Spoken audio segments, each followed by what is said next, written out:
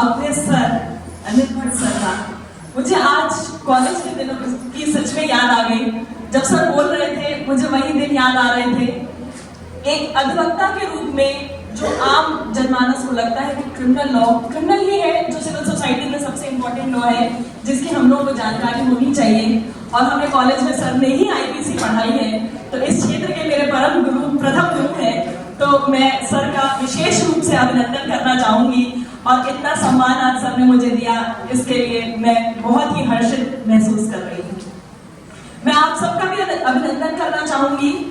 मैं जानती हूँ कि लॉ एक नीरस विषय है और सुबह की इतनी सारी चीजें एक दिन में सुनना, समझना, रखना ये आसान काम नहीं है।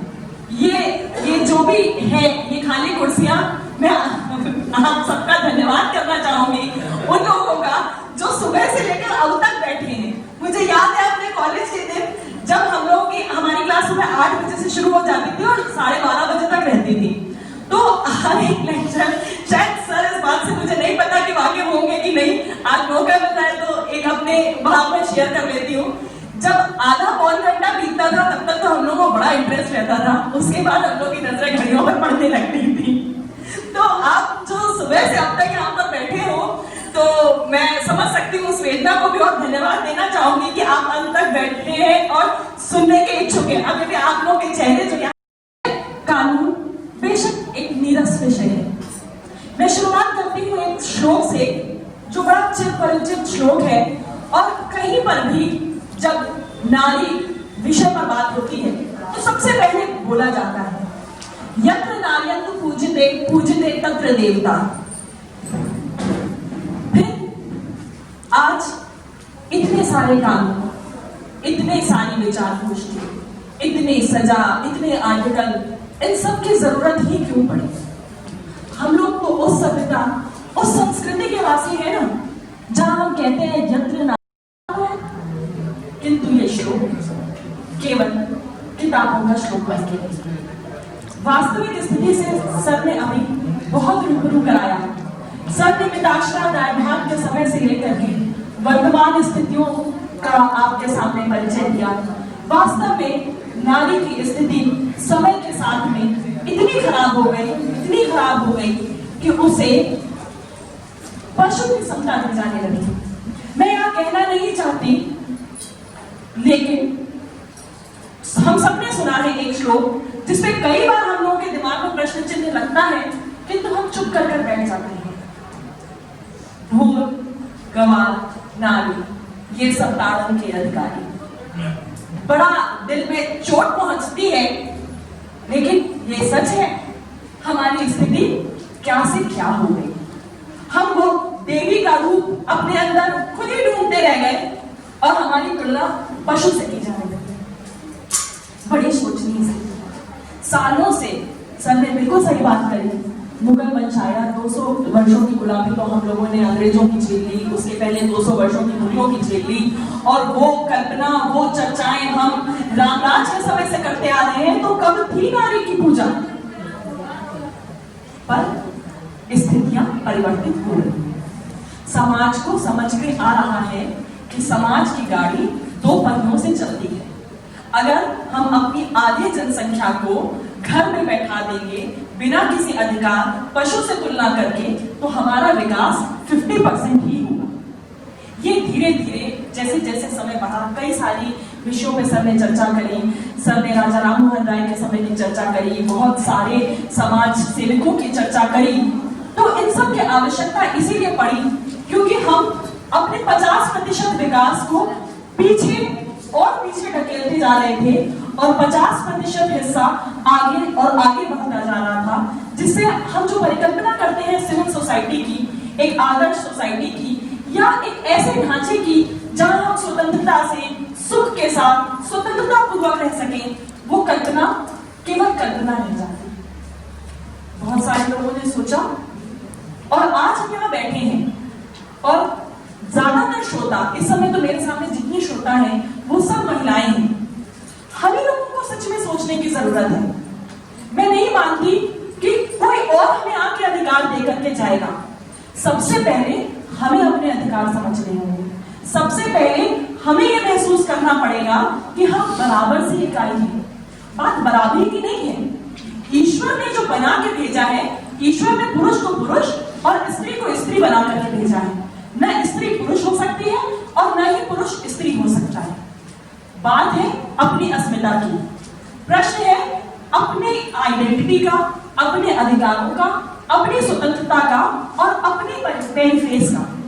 हम अपना जीवन कैसे बिताना चाहते हैं, हम अपने आप को समाज में किस तरीके से रखना चाहते हैं और हम अपने आप को मुख्य धारा में किस तरीके से जोड़ सकते हैं। इसलिए मैं कभी नहीं कहती ये बात कि कोई और हमें प्रोटेक्ट करेगा। मैं हमेशा से ये मानती हूं कि हमें अपने आप को, अपने अधिकारों को समझना होगा और आवाज उठानी होगी। बड़ा अच्छा विषय है आज जब मेरे हाथ में ये आया ब्रोशर, जब उसने एक सब्जेक्ट लिखा था civil and criminal laws related to women, और उसके बाद ये 8 टॉपिक्स लिखे हुए थे। ये बहुत बहुत रेलेवेंट टॉपिक है और ये हम लोगों की बहुत डे टू डे की, बहुत छोटे से लेकर के हमारे साथ होने वाले बहुत बड़े बड़े अपराधों को कवर कर रहे हैं। तो जिसने भी इस स्ट्रक्चर को डिजाइन किया है, मैं उसको स्पेशल थैंक्स देना चाहूंगी, क्योंकि अभी जब मैं एक एक कर इस पर आऊंगी, इसमें सब कुछ है। शुरुआत से लेकर के हम लोगों की identity, professional identity, moral identity, social identity और सेफ्टी, सबकी बात करी गई है। तो अब मैं शुरुआत करती हूँ, डायरेक्ट मैं टॉपिक्स पर आती हूँ। सबसे पहले पार्ट से मैं उठाना चाहूंगी, ये मैं कहूँगी एक नया विषय है, ऑब्सेनिटी। एक्चुअली नया विषय नहीं है, लेकिन चर्चा इस पर पहली बार हो रही है। एक्चुअली 1994 में ही एक एक्ट बन गया था ऑब्सेनिटी को लेकर के, लेकिन ऑब्सेनिटी, सबसे पहले तो मैं समझा दूं कि ऑब्सेनिटी है क्या। ऑब्सेनिटी बेसिकली हम लोग देखते हैं कि किसी भी तरीके की ऐसी चीज को प्रमोट करना जो हमारे सामाजिक परिवेश में अशोभनीय है। न्यूड पिक्चर्स अपलोड करना या ऐसी किसी चीज को प्रमोट करना जो हमारे समाज में, वो चाहे मेल हो चाहे फीमेल हो, ये लॉ केवल फीमेल्स के लिए नहीं है। अभी मैं एग्जाम्पल के साथ बताऊंगी, मेल्स पर भी ये सेक्शन उसी तरीके से लगता है।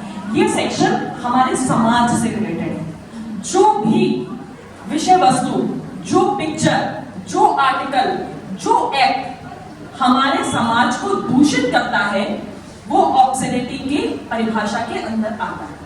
मैं एक एग्जांपल देना चाहूंगी। अभी रिसेंट 2017 का एक एग्जांपल है। मिलन सोमन एक्टर का नाम हम लोगों ने सबने सुना होगा। गोवा में उन्होंने अपना एक वीडियो शूट किया। वो न्यूड रनिंग कर रहे थे और उन्होंने अपना एक वीडियो शूट किया जिस पर कोई एफआईआर दर्ज नहीं है। उसके 2 साल पहले एक एक्ट्रेस थी पूनम पांडे, वो अपना प्रॉन शूट कर रही थी वहां पर, और आई थिंक इन शब्दों को आप सब समझ पा रहे होंगे। और उन्होंने भी अपना एक न्यूड वीडियो अपलोड किया था प्रॉन शूटिंग को लेकर के। उसमें तुरंत एफआईआर हुई थी और उसे अरेस्ट किया गया था, लेकिन मिलन सोमन के अगेंस्ट में कुछ भी नहीं हुआ। उस समय एक ट्विटर पे और बहुत सारे मल्टीमीडिया पर एक मुहिम चली। हमारे आईपीसी में ये क्राइम है, सेक्शन 294 और आईपी एक्ट का 67 ऑब्सेनिटी को क्राइम बताता है। तो ऐसी चीजों में जब यहां पर जेंडर डिफरेंसेस आए, उस लेडी को अरेस्ट किया गया और मिलन सोमन को अरेस्ट नहीं किया गया, उसके बाद जरूरत पड़ी इस एक्ट में भी रिफॉर्म की। तो इस एक्ट में रिफॉर्म हुआ और मिलन सोमन के अगेंस्ट में भी एफआईआर लॉन्च हुई और उनकी भी अरेस्टिंग हुई। तो ऐसी कोई भी चीज जो समाज को बुरी डायरेक्शन में लेकर के जाती है, ऐसा कोई भी राइटर। अब मैं एक और एग्जांपल देना चाहूंगी। जब ये विषय आ रहा था तो ये विषय सुप्रीम कोर्ट तक पहुंचा और ये बात आई कि बहुत सारे, सर ने भी अभी बात करी थी कि कला एक ऐसा क्षेत्र है जिसमें कला में बहुत सारी ऐसी चीजें बना दी जाती हैं, इस तरीके से महिलाओं को प्रदर्शित कर दिया जाता है जो जिसको देख करके हम लोगों की आंखें झुक जाती हैं। तो बड़ा आसान था कि ये कह देना कि ये आर्ट का विषय है और इसे छोड़ दिया जाए। तब हमारे यहाँ सुप्रीम कोर्ट ने डिसाइड किया ऑब्सोनिटी को, अब अजंता एलोरा की गुफाएं हैं, हम लोग जब भी जाते हैं बहुत सारी पुरानी समय की कलाकृतियां ऐसी हैं जो आज के डेट में जब हम लोग देखें तो उसको अलग अलग नजरिए से सोच सकते हैं। तो हमारे सुप्रीम कोर्ट ने एक बात बहुत डिफाइन करी कि ऑब्सोनिटी टेस्ट के, मैं थोड़ा लीगल हो रही हूँ लेकिन ये जरूरी है हम लोग के लिए समझना, ऑब्सोनिटी के 2 टेस्ट प्रचलित हैं, एक हिकर टेस्ट और एक कम्युनिटी टेस्ट। हिकर टेस्ट वो टेस्ट होता है जिसमें आर्ट को एग्जम्प्ट कर दिया गया है, किसी भी पिक्चर को एग्जम्प्ट कर दिया गया है, किसी भी पोस्टर को एग्जम्प्ट कर दिया गया है। लेकिन अभी 2 GB हमारे यहाँ जो प्रचलित है वो कम्युनिटी टेस्ट, जैसा कि शब्द से ही लग रहा है कि हमारे समाज में जिस भी चीज को अनैतिक माना जाता है और उसे बुरी नजरों से या गलत नजरों से देखा जाता है, वो सब कुछ प्रदर्शित करना एक अपराध है, चाहे उसे कला के माध्यम से प्रदर्शित किया जाए या राइटअप में लिखा जाए या किसी भी तरीके का फोटो पब्लिश हो। एक टेनिस प्लेयर थे, उन्होंने अपनी वाइफ के साथ एक पोर्ट्रेट रिलीज किया था बोस्टन, जिसको वेस्ट बंगाल की एक मैगजीन ने इंडिया में पब्लिश किया था। उनके ऊपर जुर्माना हुआ क्योंकि वो बोस्टन में परमिटेड था, लेकिन हिंदुस्तान में इस तरीके की जो दृश्य है वो अश्लील माने जाते हैं और अपराध की श्रेणी में आते हैं। इसमें एक अमेंडमेंट हुआ। अभी तक मैं आपसे बात कर रही थी सिर्फ पिक्चर्स की या जो आईटी एक्ट में जो कहीं पब्लिश हो जाए, ट्विटर में पब्लिश हो जाए। क्या हुआ कि इसकी परिभाषाएं थोड़ी बदली, जैसे जैसे समाज में कुरीतियां फैलने लग गई वैसे वैसे हम लोग देखते हैं बहुत बार ऐसा होता है जिसको हम लोग स्लेजिंग वर्ड कह करके दिखा देते हैं। जो लड़कियां सड़क पर चलती हैं तो लड़के जो कमेंट करते हैं, जो इशारे करते हैं, तो इशारा कर देना देखा जाए तो कोई बड़ी बात नहीं है। बहुत सारी लड़कियां इसको ऐसा सोचती हैं कि कोई बड़ी बात नहीं है और अपनी लाज लज्जा ये सब मानकर सोचती है कि अवॉइड करो, नजर झुकाओ और निकल जाओ। 90% अवॉइड करती है, अपने घर में अपने पेरेंट्स के साथ भी नहीं शेयर करती और ये सोच लेते हैं कि अगर इन सारी चीजों को ऑब्जेक्ट किया तो और बढ़ेगी। ऐसा सोच के हम लोग चुप रह जाते हैं, लेकिन ये बातें चुप रहने की नहीं है। प्रॉपर एक्ट बना, इस एक्ट में 2 साल की सजा है इस बात को सामने लाने की।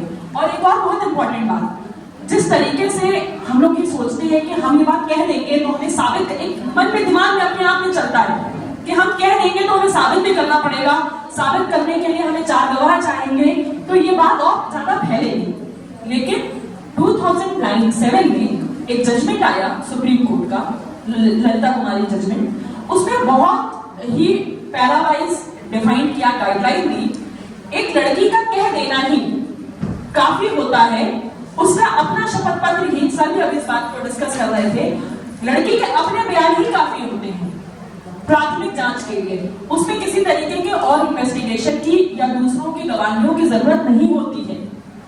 इसलिए हम लोगों को आगे बढ़कर इन बातों को आगे रखना चाहिए और शिकायत दर्ज करनी चाहिए।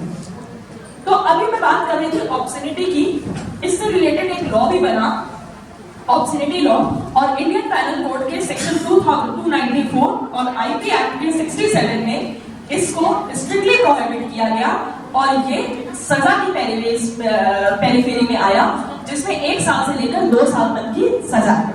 और इंडिया में कम्युनिटी स्टैंडर्ड टेस्ट ही बेस है। हम आर्ट के माध्यम से या किसी पब्लिकेशन के माध्यम से इन चीजों को एग्जम्प्ट नहीं कर सकते। इसके बाद मैं थोड़ा क्योंकि आर्ट टॉपिक है तो थोड़ा सबके बारे में जो बेसिक चीजें जो हम लोगों को जाननी चाहिए। उसके बाद आता है कि उसके बाद आता है सेकंड टॉपिक हमारा डाउरी डेथ। डाउरी डेथ ये सब आएगा ना, जैसा कि हम सबको शब्द से ये दिख रहा है, दहेज के कारण मौत। अब इस मौत के 2 आयाम हैं। बहुत बार हम लोग ये भी सुनते हैं कि लड़कियों ने सुसाइड कर लिया और उसको ये एंगल दिया जाता है कि क्रूएलिटी हो गई, सुसाइड कर लिया तो इसमें मर्डर नहीं है, लेकिन नहीं।